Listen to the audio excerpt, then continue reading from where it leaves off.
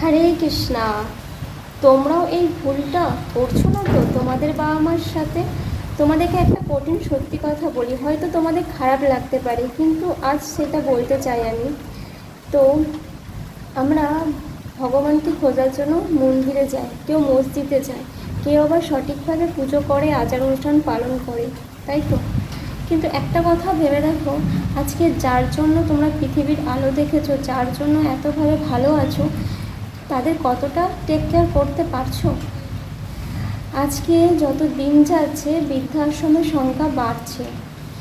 যখন সেই বৃদ্ধাশ্রমের পাশ দিয়ে যায় বুকটা ফেটে যায়, কারণ যেই মানুষটার জন্য আজকে পৃথিবীর আলো দেখলো, যার জন্য এত কিছু, তাদের কোথায় স্থান? বৃদ্ধাশ্রমে।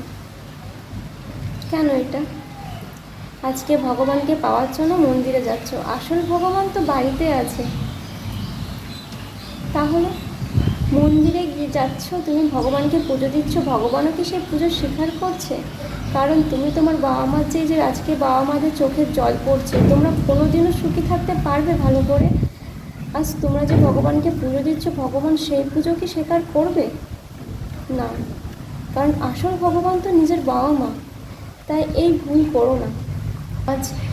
আজকে বাবা মা আমাদের জন্য কত কিছু করেছে, আজ কষ্ট করে আজকে ছেলে মানুষ করে, ঠিক আছে, তাদের শিক্ষিত করে তোলে, আজ তার পরিণতি বৃদ্ধাশ্রম।